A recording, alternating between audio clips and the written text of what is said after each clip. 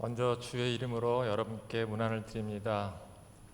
예, 오늘 또 이렇게 찬양으로 섬겨주신 우리 분일 찬양대 또 그리고 제14여전도의 귀한 찬양 하나님께서 기쁘게 받으신 걸로 믿습니다.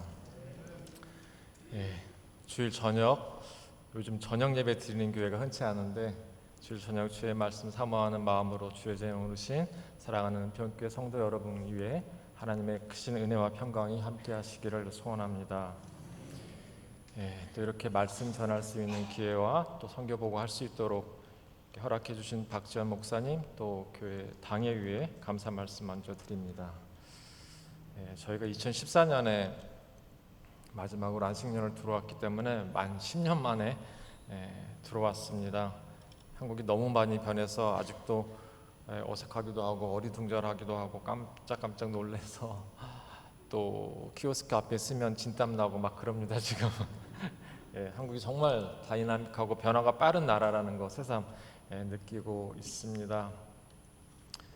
잠시 후 설교 후에 사역 보고 하겠지만 제가 처음 교회를 방문하기 때문에 잠시 제 소개 드리고 말씀 전하도록 하겠습니다. 저는 합신세계 선교회 파송 선교사로 2009년 6월에 브라질로 파송되었고요.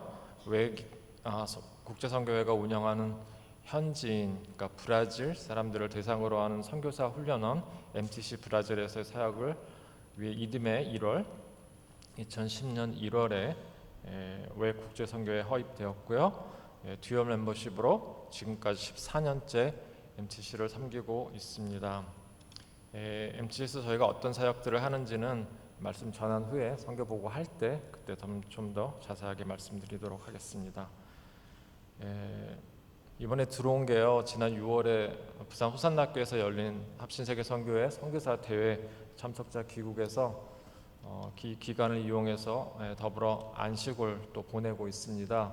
8월 30일까지 한국에서 지내면서 그동안 만나 뵙지 못했던 또 우리 후원교회와 또 후원자들, 또 사랑하는 우리 동기 목사님들, 또 학교의 우리 교수님들 찾아뵙고 그동안 소식들을 전하고 한국의 변한 상황도 그렇게 듣고 있습니다. 합신세계 선교회 선교사대에 참석했을 때 우리 장 목사님 오셔서 말씀 전해주셔서 은혜도 많이 받았고요. 또 세우신 많은 강사분들을 통해서 어떻게 하면 우리가 성경에 말하는 선교를 할 수 있을까? 또 시대가 많이 변해서 한국교회 또 상황도 전 같지 않아서 우리가 어떤 것들을 보고 빨리빨리 대처해 나갈 것인가에 대한 그런 말씀들도 많이 들었습니다. 정말 귀한 시간이라고 생각하고요. 저희는 지난 월요일 이쪽 은평교회 평강관으로 이전을 해서 돌아가는 8월 30일까지 머물면서 또 건강검진도 받고 또 회복의 시간도 갖고 또 못 봐도 훈련도 있어서 훈련도 한 가지 받고 귀임하려고 합니다. 2달 반 짧은 시간이라서 할 일은 많은데 정말 바쁘게 움직이고 있습니다. 계획된 만남들 잘 하고 돌아갈 수 있도록 기도해 주시면 좋겠습니다. 이제 말씀 보도록 하겠습니다. 오늘 읽어주신 우리 시편 67편 말씀은 다른 대부분의 시편들이 표제에 누가 이 시편을 지었는지 또 어떤 상황 가운데 쓰여졌는지 그런 것들을 알려주는데 이 시편 67편은 그런 정보들을 주지 않는 시편 중에 하나입니다.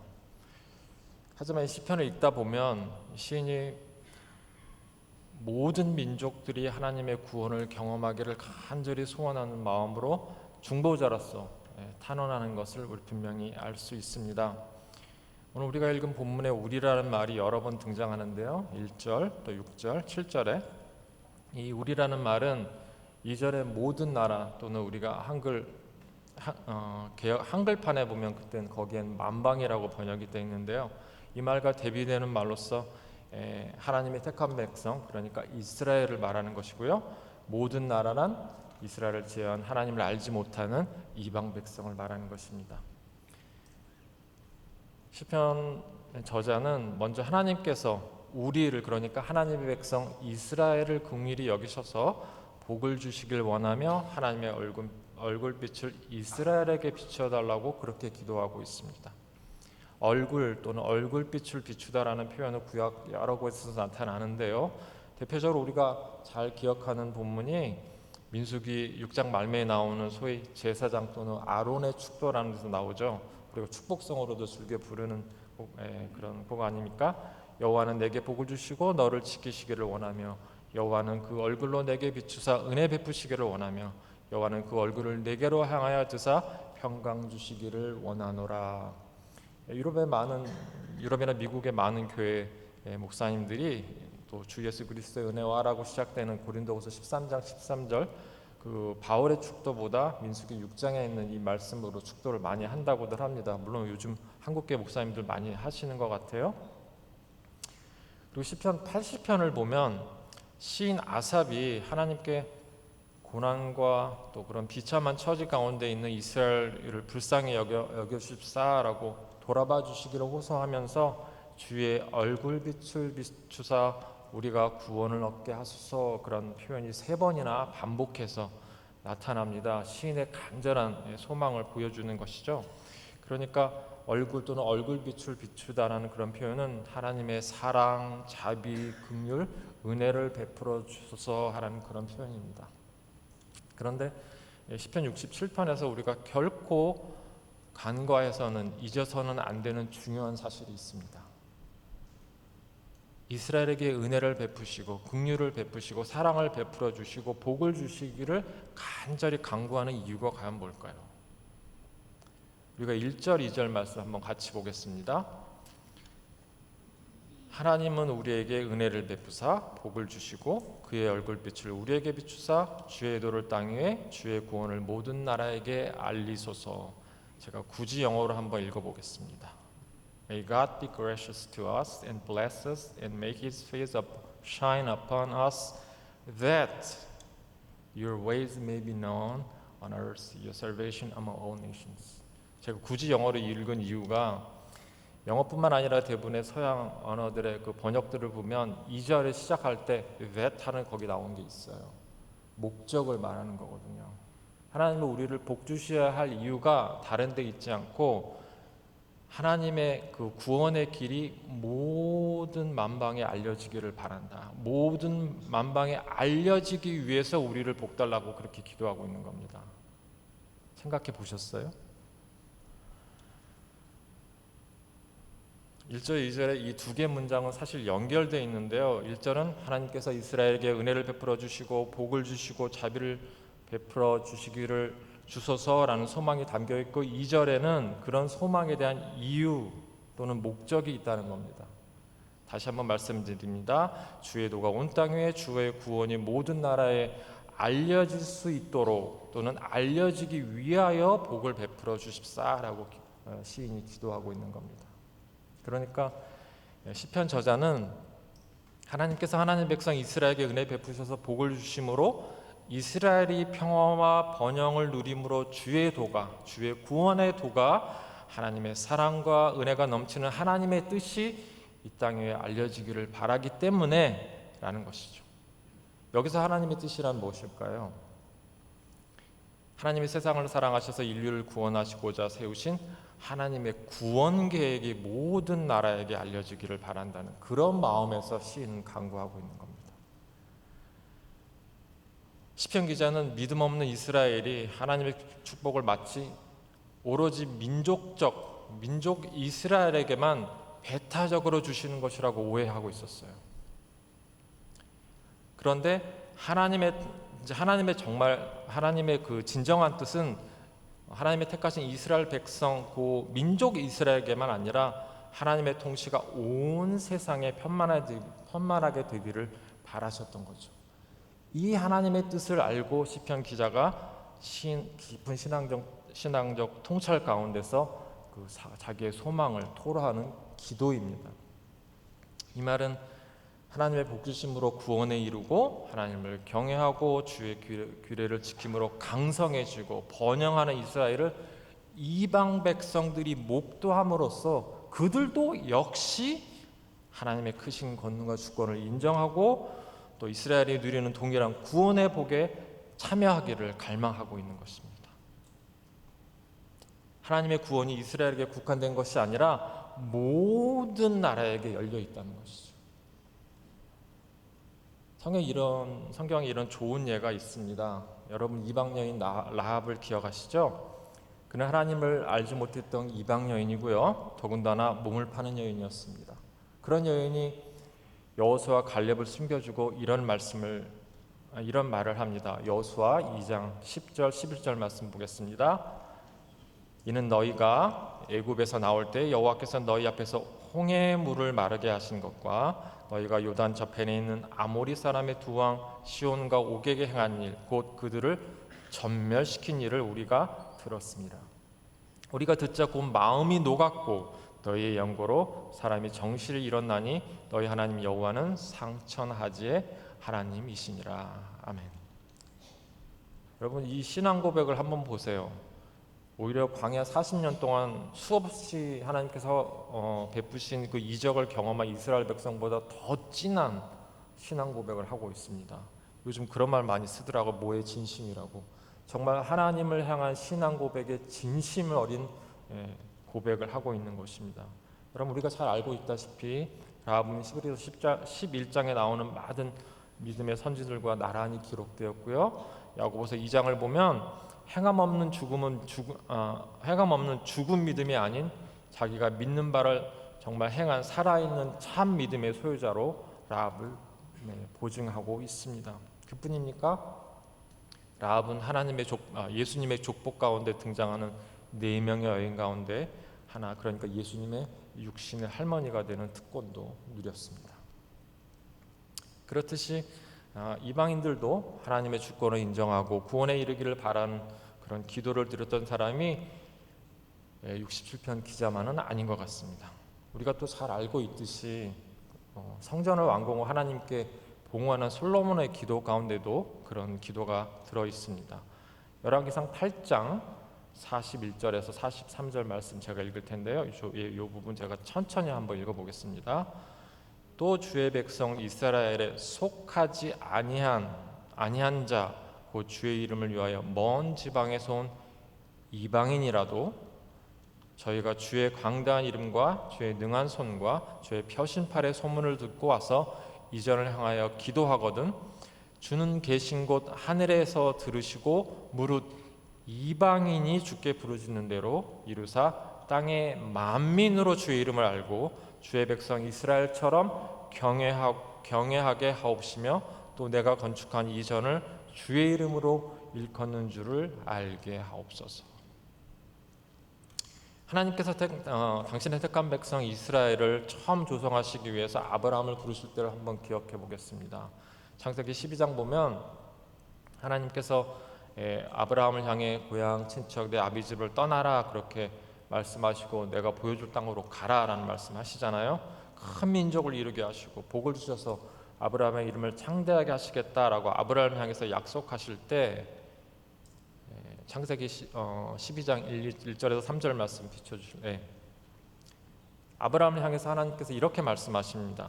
너는 복이 될지라. 이렇게 말씀하시는데 이게 무슨 뜻일까요?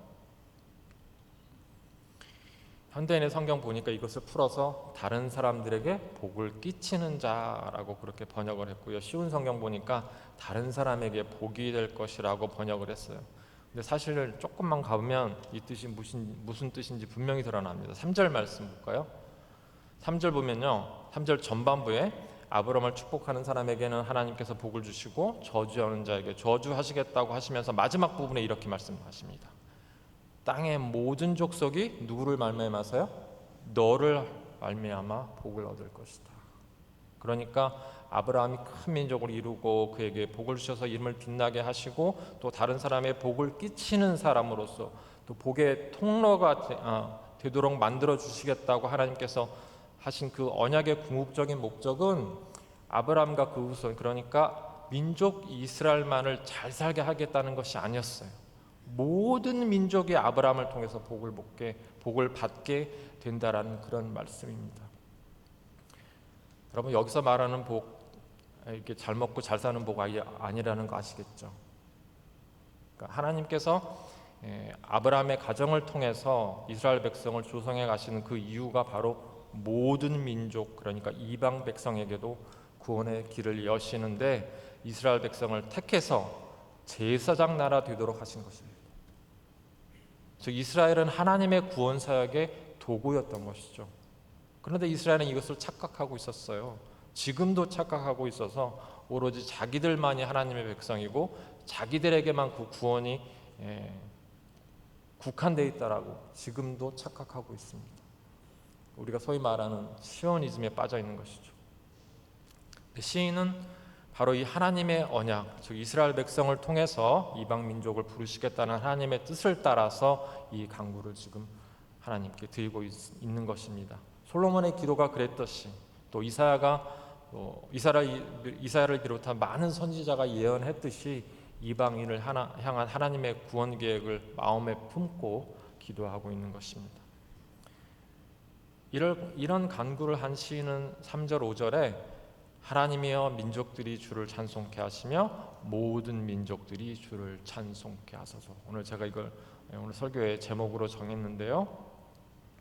3절 5절에서 이렇게 반복해서 말함으로 해서 시인의 간절한 소망을 드러내고 있습니다. 모든 민족이 주의 구원의 복음을 듣고 믿음으로 구원에 감격한 가운데 찬양할 것을 소망하는 것이죠.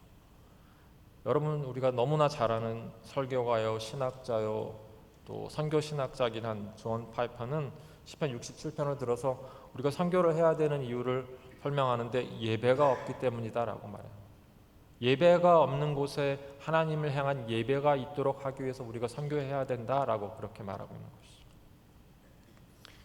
예수 그리스도를 알지 못하는 이들에게 예수 그리스도의 십자가의 피에 묻은 복음을 전함으로 해서 그들이 죄인을 향한 하나님의 측량할 수 없는 그 사랑을 알게 된다면 우리들이 이 자리에 앉아 계신 여러분들이 함께 하나님을 온 마음을 다해서 우리가 찬양하는 것처럼 그들도 하나님을 향한 동일한 마음으로 찬양할 수 있게 되기를 바란다는 뜻입니다. 잠깐 우리가 전해야 될 하나님은 어떤 하나님일까요? 많은 신들 가운데 한 분이실까요? 힌두교는 유일신 종교가 아닙니다. 그래서 수많은 종교들이 있습니다. 그래서 인도에서 선교하시는 선교사님들이 많은 어려움들을 겪는다고 하시더라고요. 예수님을 기껏 잘 전해놨는데 그저 그냥 힌두교의 많은 신들 가운데 하나 정도로 오해하는 그런 일들이 일상으로 일어난답니다. 얼마나 가슴 아픈 일이에요. 그리고 일본은 어떻습니까?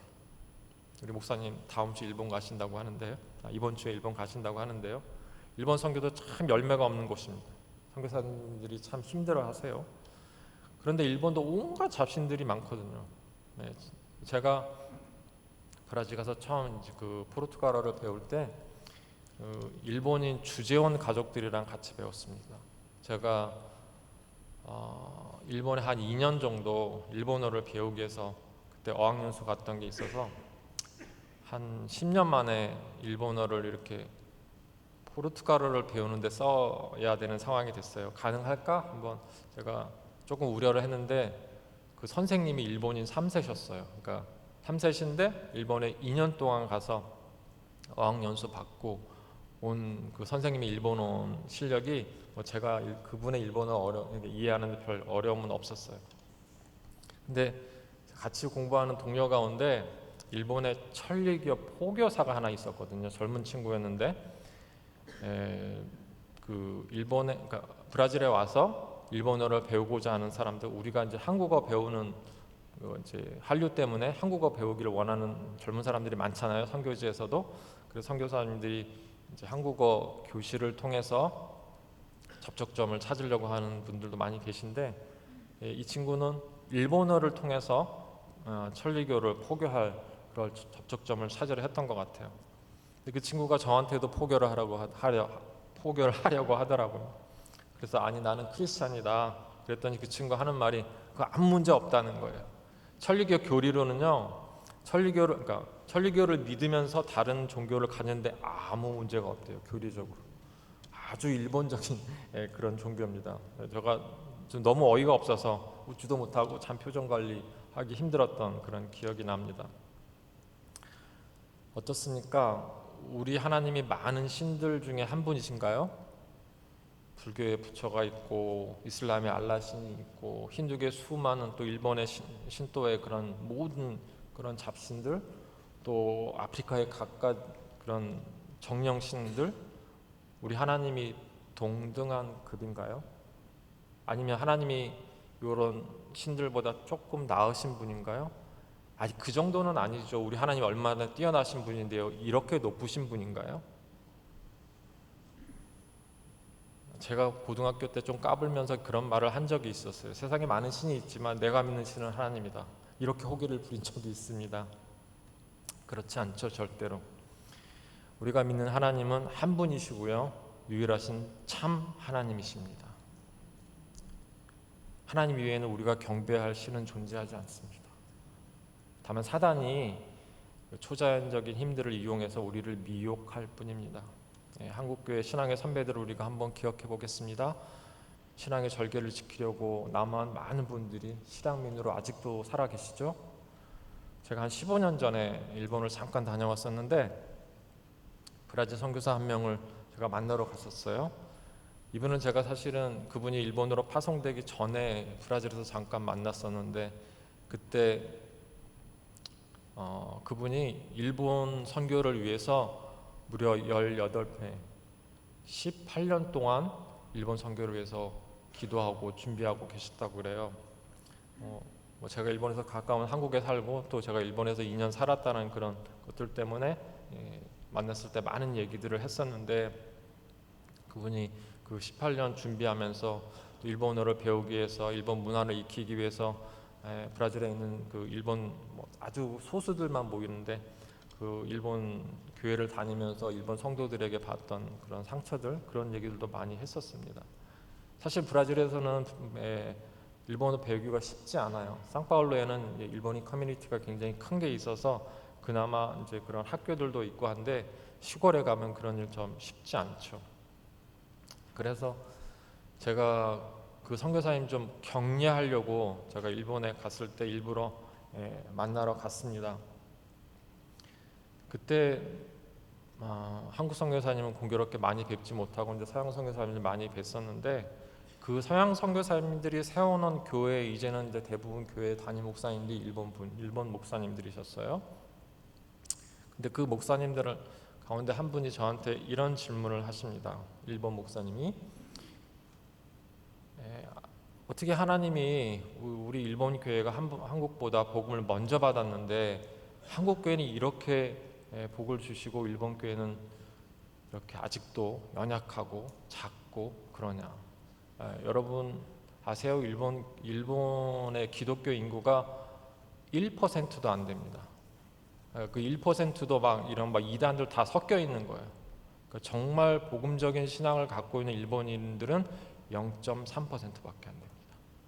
그러니까 한탄이 날만 하죠, 일본인 목사님. 그래서 제가 이런 말씀을 드렸어요. 저희 아버지가 저한테 해주신 말씀인데, 하나님께서 한국교회 순교자의 피를 보시지 않았겠습니까? 일제시대, 6.25 전쟁 때 신산차별을 거부하고 신앙의 절개를 지키기 위해서 죽음의 위협 앞에서도 굴하지 않았던 그런 신앙의 선배들의 그런 모습들을 제가 나누었습니다. 여러분, 우리는 한 분이시고 유일하신 참 하나님의 구원의 은총을 입을 때, 그러니까 예수 그리스도를 나의 구주, 나의 하나님으로 믿을 때만 하나님께서 은혜를 주셔서 하나님을 진정 기쁜 마음으로 찬양할 수 있게 되는 것입니다. 이게 무슨 기독교가 좋아 보여서 여기 교회에 나오면 사람들 많이 만날 수 있을 것 같아서 그런 마음으로 신앙 고백을 할 수 있는 것이 아닙니다. 사단의 지배 아래 있던 이방인들이 주의 구원의 복음을 듣고 유일하신 참 하나님을 의지하고 신뢰하게 됨으로써 하나님의 나라의 백성이 되면 더 이상 사단의 종으로 악의 지배를 받는 것이 아니라 하나님 나라의 공의와 사랑으로 지배를 받게 되는 것이죠. 사단의 종으로 영원히 멸망받을 수밖에 없었는데 그런 이방인들을 하나님의 은혜로 구원을 이룰 수 있게 하는 것, 그 구원을 맛본 사람들이 할 수 있는 게 뭡니까? 찬양이죠. 감사죠. 6절 말씀에 이렇게 말합니다.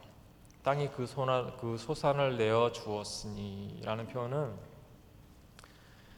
영적인 은유적인 표현인데요, 실제로 이방인들이 하나님 나라의 일원이 되었음을 의미합니다. 곧 의인의 수가 늘어나는 것, 그러니까 하나님의 은혜로 구원받아 의롭게 된 신자들이 증가하는 신약 시대를 예언하는 그런 말씀이라고 할 수 있습니다. 시는 7절에 다시 한번 하나님께서 우리에게, 그러니까 믿는 이들에게 복을 주시는 것은 우리를 말미암아 세상의 모든 민족이 구원의 기쁜 소식을 듣게 됨으로써 땅의 모든 끝이 여호와를 경외하기를 바라신 하나님의 뜻을 품고 시편 67편 말씀을 맺고 있습니다. 이제 말씀 맺도록 하겠습니다.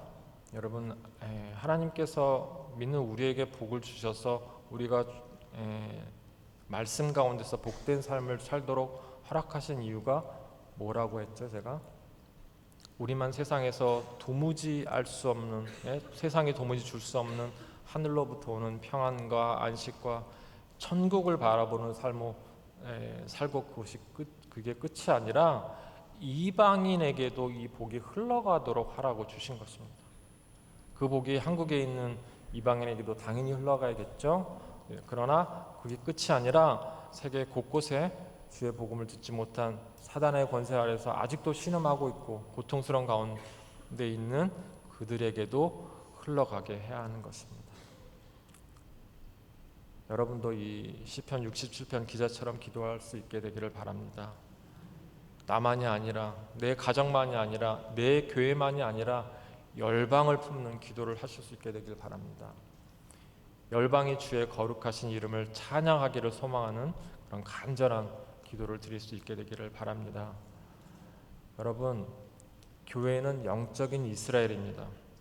그렇기 때문에 저와 여러분도 시편 60편 기자와 같이 기도를 하나님께 드리고 아브라함의 영적인 자손으로서 역시 복의 통로, 또 구원의 복음의 전파자의 삶을 하나님 앞에 충성되게 살게 되시기를 주의 이름으로 간절히 축원합니다.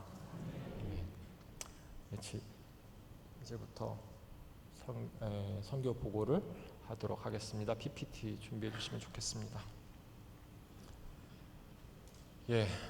저는 합신세계 선교회 먼저 허입이 됐고 그 선교사 훈련 사역을 위해서 외국제선교회 이중 멤버로 있습니다. 넘겨주실래요?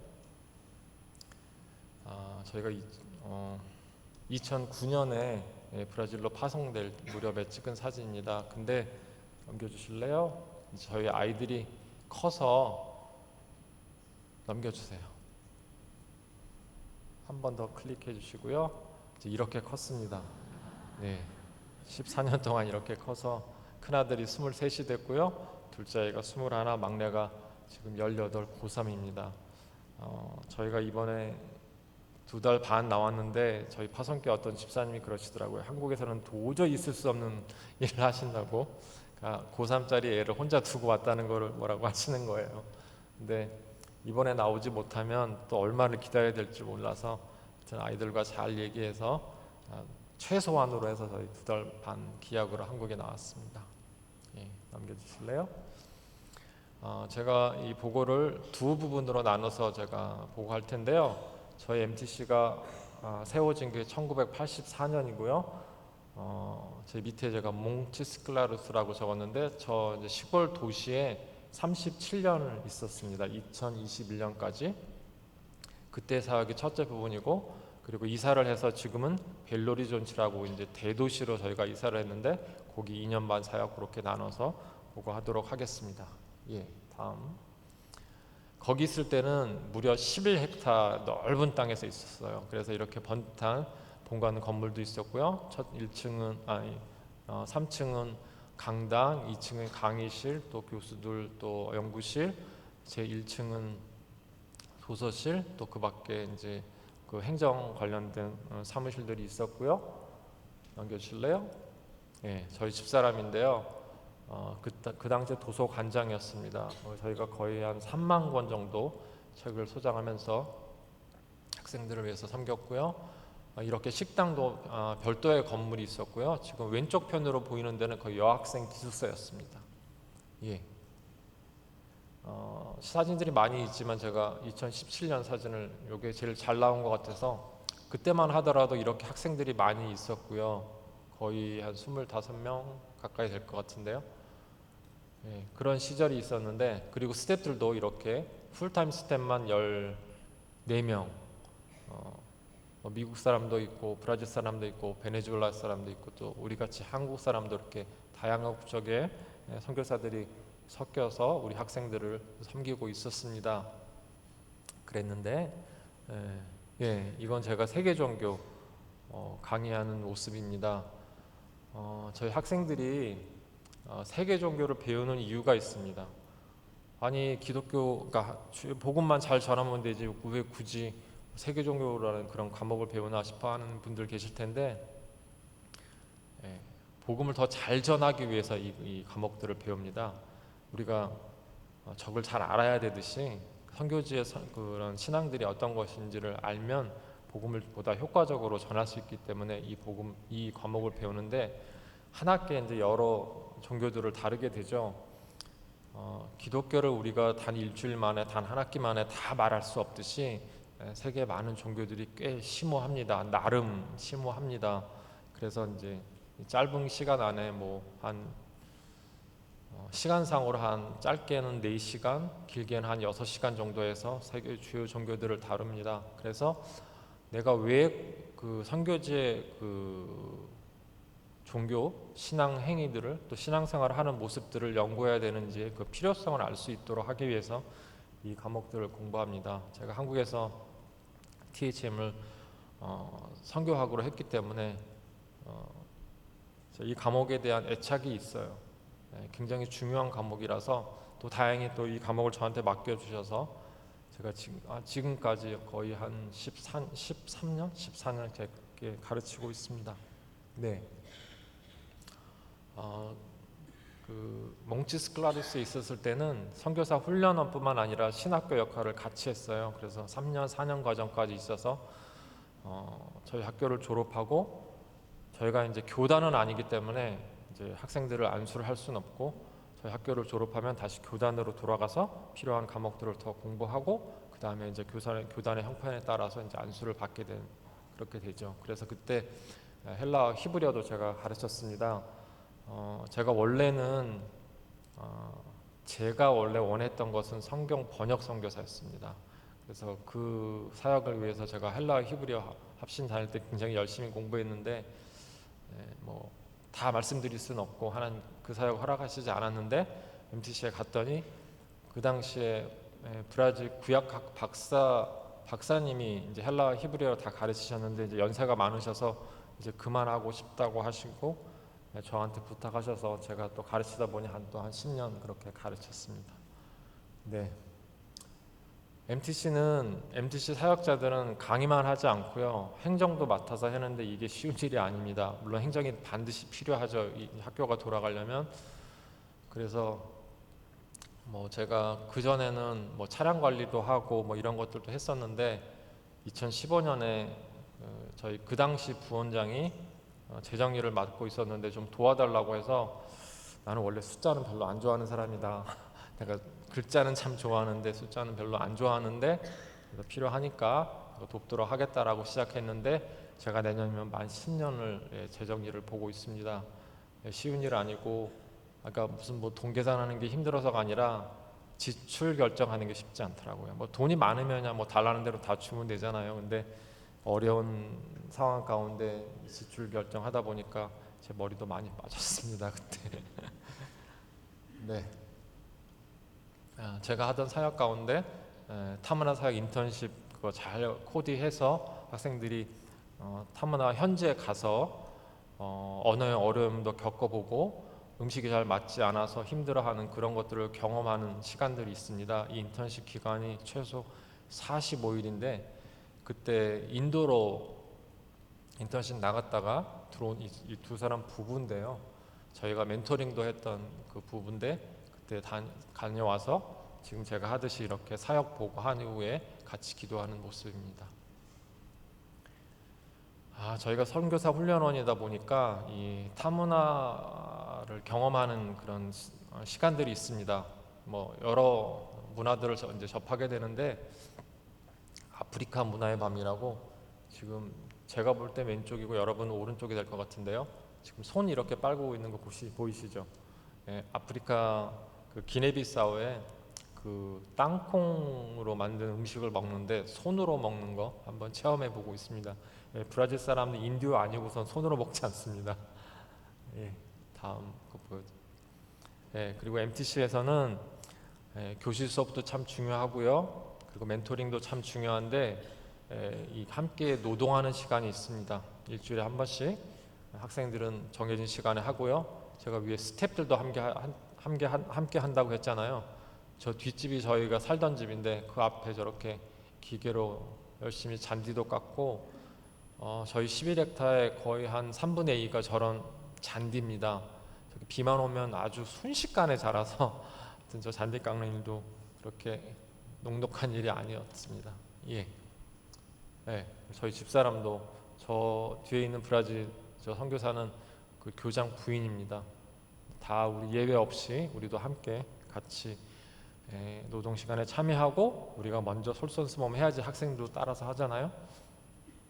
네. 주말에는 지옥교회 섬김 빠지지 않습니다. 학생들도 반드시 지옥교회 출석해야 되고요. 이제 브라질이 꽤 큰 나라입니다. 남한의 한 80배 되거든요. 그러니까 브라질 전역에서 오면 같은 포르투게스를 써도 억양도 다르고 단어들도 조금씩 다르고 같은 단어인데도 여기서는 A로 쓰고 다른 데서는 B로 쓰고 이런 경우도 일어납니다. 그렇기 때문에 그런 상황 가운데도 저희가 학교에 저희 훈련원이 있을 때 반드시 지역교회 참석하도록 가서 섬기게 하고 출석하도록 하죠. 그리고 보고서도 받습니다. 반드시 그 학생들을 가까이서 지켜볼 수 있는 그분이 목사님이 되던 또 교회 리더가 되던 그분들이 그 평가해서 학생이 그 교회에서도 성실히 생활할 수 있도록 저희가 돕고 있죠. 그리고 이제 필요에 따라서는 뭐 선교주일 가서 설교도 하고요. 또 선교 대회에 있으면 가서 강사로도 섬기고 그렇게 했었습니다. 지금도 하고 있고요. 근데 저희가 있던 데가 도시에서 조금 외곽에 떨어져 있고 산 밑에 있어서 그런 데다가 저희 학교 앞에 뒤에 빈민촌이 있습니다. 그래서 이제 이렇게 불청객들이 자주 방문합니다. 물론 좀도적 수준이긴 한데 당하는 입장에서는 그게 마음 편하진 않죠. 저렇게 이제 왼쪽에 저렇게 문을 부시고 들어와서 저 때가 저희 총회를 위해서 MTC를 비우고 저희가 나갔을 때인데 저희 집에 들어와서 중요한 몇 가지 가져갔고요. 근데 감사하게 또 저희가 추석하는 교회 어떤 장로님이 저렇게 문 새 것으로 달아주셨어요. 그렇게 지역교회 사랑도 많이 받았습니다. 네. 지금 제가 지역교회 사랑 많이 받았다고 말씀드렸는데 저희가 몽치스클라르스에 11년 있는 동안 이 교회가 아니었으면 저희가 어쩌면 사역을 떠났을 수도 있었어요. 그래서 굉장히 지역교회와 좋은 관계를 맺는 거 굉장히 중요하다고 제가 지난주에 외 한국본부에 가서 선교보고 할 때도 우리 새롭게 이제 세워지는 선교사님들을 향해서 이런 조언을 했습니다. 선교지에 가서 이제 뭐 선교지에 따라 다를 수 있겠죠. 교회가 없는 곳도 있으니까. 교회가 있다라면 반드시 지역교회와 좋은 관계를 맺으면 좋겠다고 그렇게 조언을 드렸는데 저희는 정말 사랑을 많이 받아서 제가 이렇게 뭐 지금은 떠난 지 한 2년 반 됐지만 이렇게 교회를 소개할 때마다 제 마음이 이렇게 흐뭇해지고 또 가끔은 눈물도 나옵니다. 정말 사랑을 많이 받았거든요. 여기까지가 이제 첫 번째 부분이고요. 저희가 37년 몽치스클라르 있을 때 11년 함께했던 사역 가운데 저희가 참여했던 부분입니다. 이제 앞으로는 넘겨주실래요? 요거 동영상 안 된다 그랬으니까 한 번 더 넘겨주시고, 예, 여기서부터는 저희가 이사를 했어요. 대도시로 벨로리존치라는 대도시로 저희가 있는 미나스제라이스 주의 주도입니다. 그곳으로 이전을 해서 새롭게 또 시작을 했습니다. 2022년 첫 번째 학년이 들어왔는데 그 당시 여학생 5명으로 시작을 했습니다. 넘겨주실래요? 근데 스텝은 많이 줄었죠. 풀타임 스텝 7명에서 그리고 이제 3명의 그 자원봉사자와 함께 학생들을 섬기기 시작했습니다. 넘겨주세요.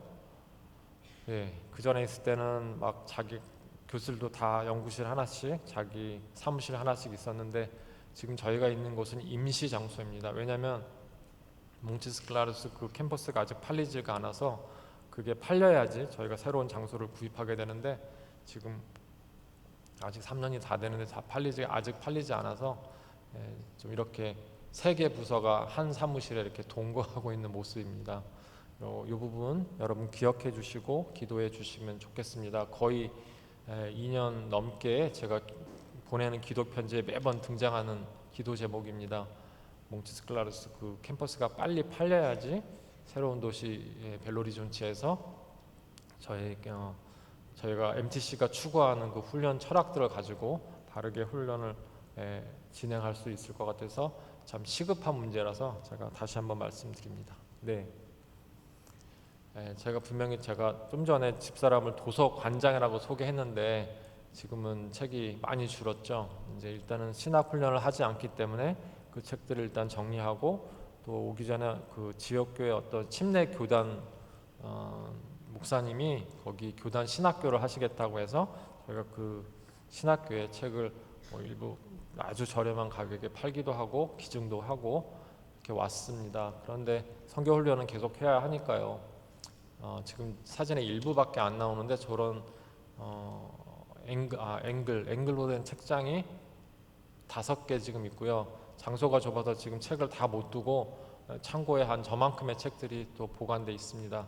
그래서 속히 새로운 장소 구입할 수 있도록 기도해 주시고요. 네. 2022년 와서 선교 역사 첫날 강의 하여튼 감격스럽게 시작을 했는데요. 네. 아까 이제 아프리카의 밤 보여드렸죠. 이제 여기 와서 한국의 밤을 했었어요. 조금 열악합니다. 왠지 막 중국 냄새도 조금 나고 일본 냄새도 좀 나고 하죠.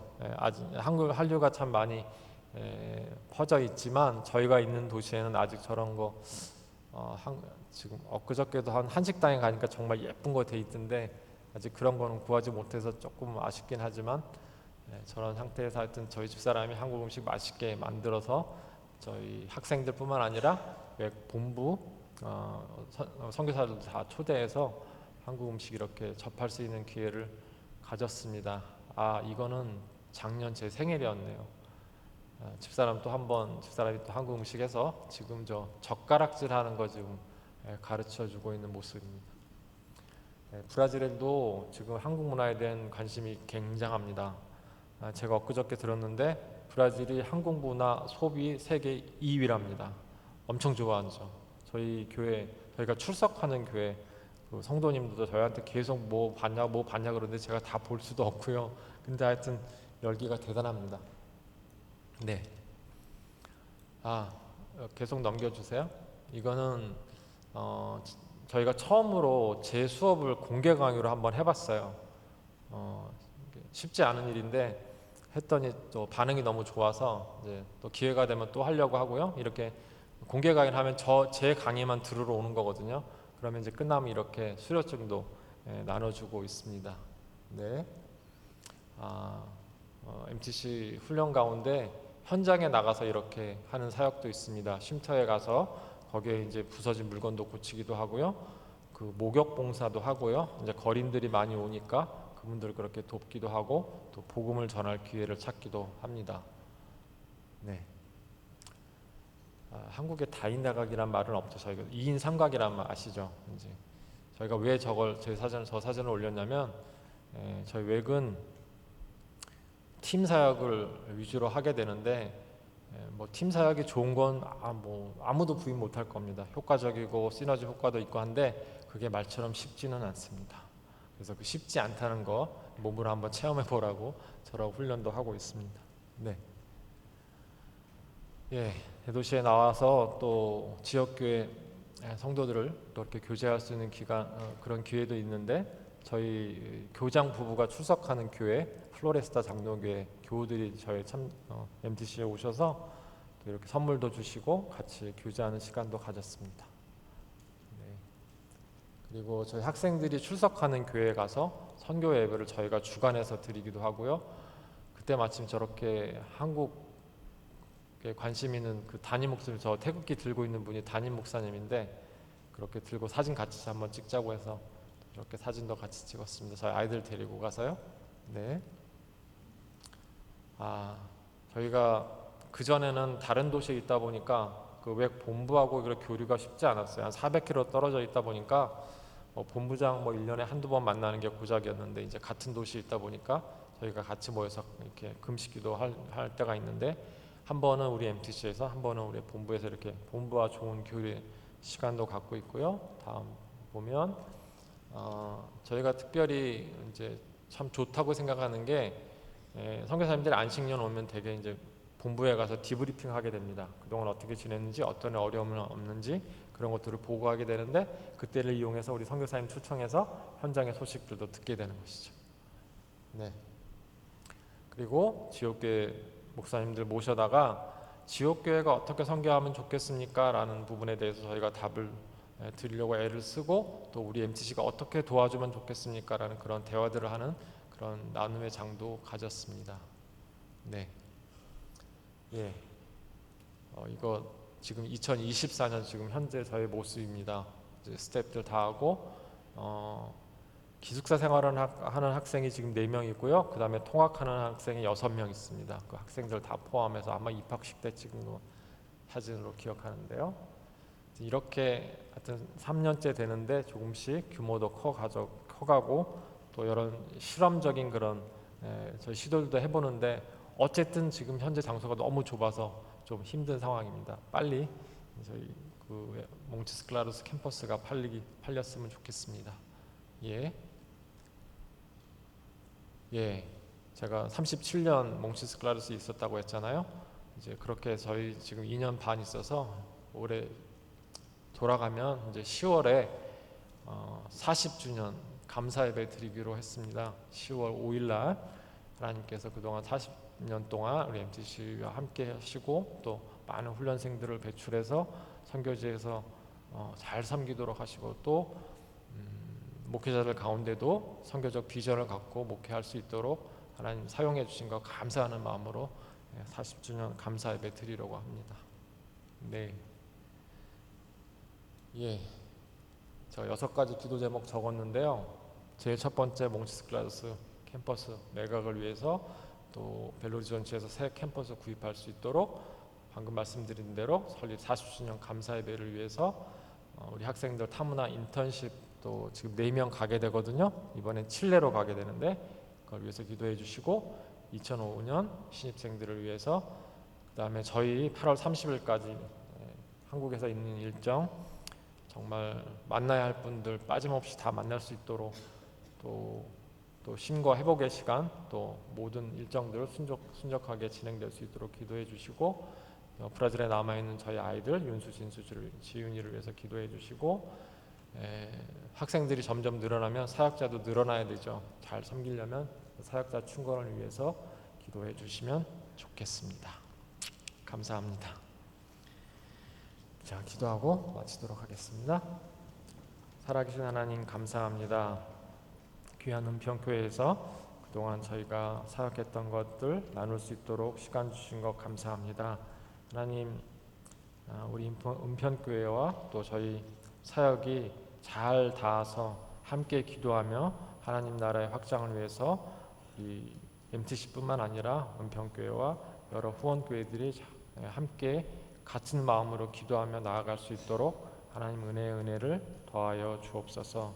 오늘 말씀 전한 대로 시편 67편 기자가 기도했던 것처럼 나와 내 가정 이런 소규모가 아니라 하나님의 시각을 가지고 주의 구원의 도가 하나님의 의 되신 예수 그리스도의 구원의 복음이 만방에 선포되도록 우리 은평교회 모든 성도님들 함께 마음 모아 기도할 수 있도록